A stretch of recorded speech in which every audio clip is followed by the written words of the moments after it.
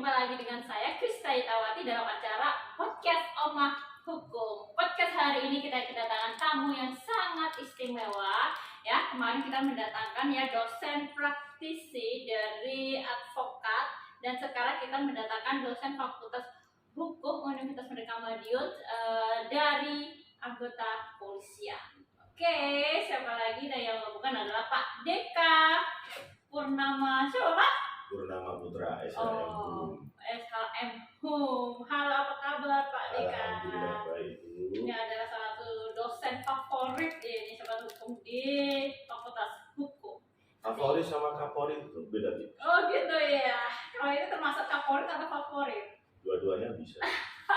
Tergantung kondisi dan situasi sobat hukum. Oke Pak Deka, terima kasih ya atas kehadirannya hari ini dengan kesibukannya. Ini kan kita dalam acara mengenal lebih dekat dosen-dosen Fakultas Hukum ini Pak. Ini boleh cerita dong Pak, kapan bergabung dengan Fakultas Hukum? Saya bergabung di Fakultas Hukum tahun 2016 Ibu. 2016. 2016 prosesnya pada saat itu saya untuk mengisi waktu saya dan bagaimana caranya menyalurkan ilmu atau bakat saya yang mungkin lebih bisa bermanfaat lagi untuk orang lain. Pada saat itu saya pertama itu iseng-iseng aja. Iseng Ya, pertama padahal kan anggota kepolisian pasti sibuk sekali. Kenapa perlu? Saya khawatirnya cuma di dalam benak saya, takut saya, kekhawatiran saya kemungkinan kecil untuk bisa masuk jadi dosen atau dosen praktisi dalam suatu fakultas atau suatu yayasan atau suatu universitas. Kemudian secara di kecil saya berbisik bagaimana saya untuk menyalurkan ilmu saya dan bisa bermanfaat untuk orang lain. Cobalah. Saya iseng-iseng berhadiah kalau saya mau bilang. Saya mencoba memasukkan lamaran ke Unmur Madiun. Kemudian dengan istilahnya beberapa wawancara juga. Oke, ada tesnya juga ya, tentu saja. Kemudian dari situ saya mendapatkan panggilan untuk datang kemari dan akhirnya diterima. Wah, hati saya senang banget Bu. Alhamdulillah, ternyata masih ada tempat bagi saya untuk menyalurkan ilmu saya agar tidak terhenti saja di saya. Itu kan untuk menjadi dosen itu syarat minimal kan harus S2 kan Pak sekarang. Itu jenengan berarti udah S2 ya pada saat itu? Saya S2 di Unmur Malang, lulus tahun 2012. 2012. Kalau S1-nya? S1-nya saya alumni juga. Alhamdulillah juga alumni Unmur Madiun juga. Tahun berapa itu? Tahun 2010. Setelah saya lulus S1, di situ ada namanya tingkat lanjutan, ditawari kita apabila ingin melanjutkan silakan, mau di Jawa Tengah, mau di Jawa Timur. Saya condong kok sesama alumni juga, saya mencoba ke Unmur Malang. Di tahun 2010 itu setelah lulus saya mengajukan. Berarti 2004 jenengan ya masuk S1. S1 2004, 2008 lulus. Berarti langsung lanjut ke S2. Jadi tidak berhenti.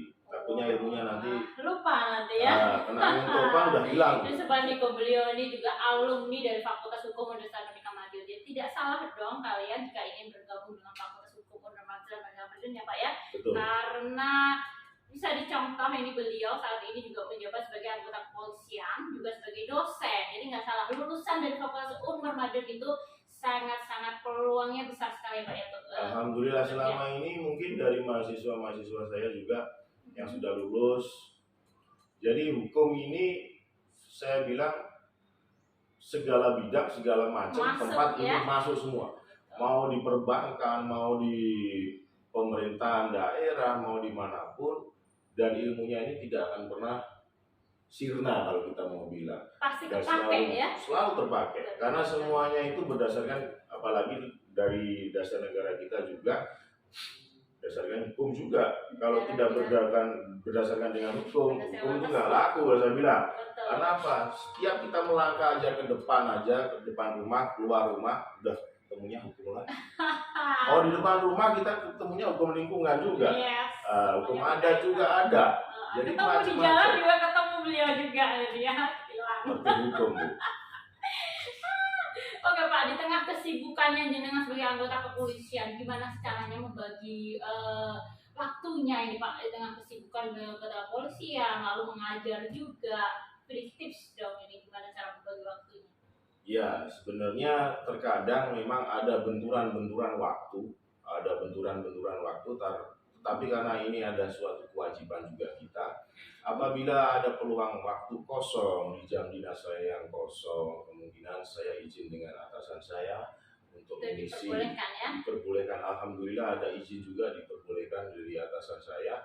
Saya izin waktu hanya sebatas 90 menit, kemudian maksimal 2 jam maksimal. Bagaimana cara saya untuk mengajar. Kemudian apabila itu terbentur dengan kegiatan-kegiatan yang padat atau lainnya, mungkin bisa digantikan di bisa hari lain. digantikan, enggak, kita gantikan hari kita. Jadi tetap bagaimana mahasiswa ini atau mahasiswa Tidak ini rugi ya? tidak rugi dapat dosen misalkan pekerja atau praktisi, dia nggak pernah dapat materi. Jangan sampai, karena memang materi itu perlu dan kehadiran kita juga perlu untuk mahasiswa dan mahasiswi. Iya, berarti ilmunya berguna sekali ya Pak ya. Dulu waktu kuliah di Fakultas Hukum, lalu saat ini mengajar, itu berguna sekali ya ilmunya. Kita lakukan di kehidupan sehari-hari maupun di kerjaan jenengan. Oke, gimana Pak? Suka dukanya Pak sebagai dosen ya Pak di Fakultas Hukum? Suka dukanya. Ini mau yang sukanya dulu apa yang mau dukanya? Kayaknya yang dukanya dulu sih. Dukanya kita sama aja Bu menghadapi dengan orang-orang di luar sana, misalkan dalam suatu perkumpulan atau suatu mahasiswa dalam satu kelas atau berbeda kelas juga dalam lingkup orang banyak, berbagai macam sifat dan perilaku. Jadi terkadang ada mahasiswa yang tertib, ada yang mahasiswa yang nggak tertib, ada yang mahasiswa yang rajin dan tidak rajin. Terkadang yang paling duka buat saya apabila kita menyampaikan materi dan tidak bisa diterima dengan baik, itu buat saya duka. Makanya saya duka sekali, apa ini salah saya, apa masalahnya mahasiswa? Takut saya ini kalau salah saya. Jadi terkadang saya setiap event terakhir saya mengajar, bagaimana caranya kita ada imbal balik.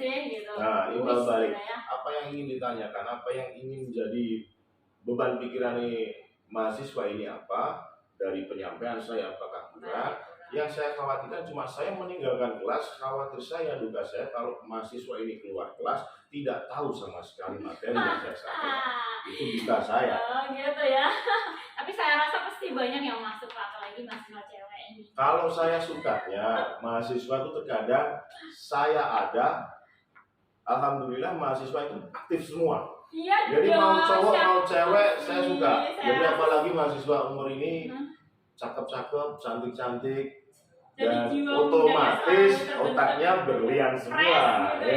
Kalau tidak ada intermezzo, semuanya pasti akan merasa jenuh dan bagaimana. Jadi bagaimana cara ngisi kelas kita itu agar menarik untuk mahasiswa dan mahasiswi kita. Oke, ini Pak, ini ada titipan pertanyaan nih banyak Pak dari para mahasiswi. Iya. Ini boleh tahu nggak? Ini statusnya apa Pak? Single atau sudah berkeluarga?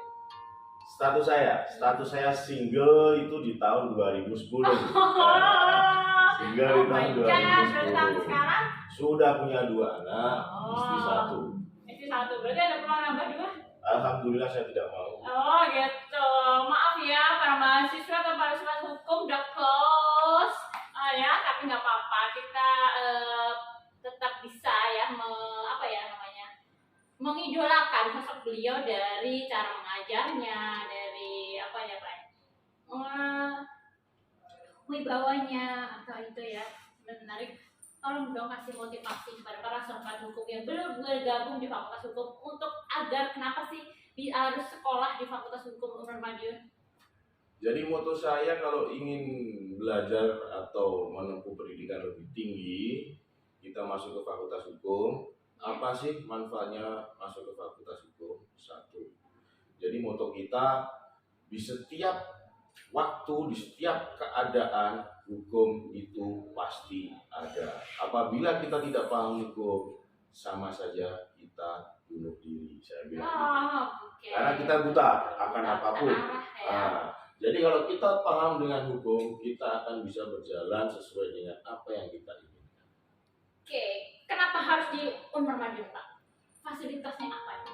Unmar Madiun ini sudah banyak fasilitas juga, dari perpustakaan, dari akreditasi sudah B. Saya bilang ini B-nya B2 ya, saya luar kita biasa. menuju unggul. Dan bagus dengan dosen-dosen juga. yang istilah kita mau bilang tidak bisa kita anggap remeh juga. Betul. Beliau juga penuh dengan banyak pengalaman, banyak dosen-dosen fakultas hukum yang luar biasa. Betul sekali, jadi jangan ragu lagi ya sobat hukum. Silakan bergabung ke Fakultas Hukum Universitas Merdeka Madiun, nanti ketemu dengan Bapak Dika Purnama SHM. Nggak ada yang dirugikan nanti. Oke, terima kasih Bapak Deka atas kehadirannya di podcast Oma Hukum di tengah kesibukan yang luar biasa. Terima kasih atas kehadirannya, dan untuk sobat hukum nanti kita jumpa lagi di podcast selanjutnya.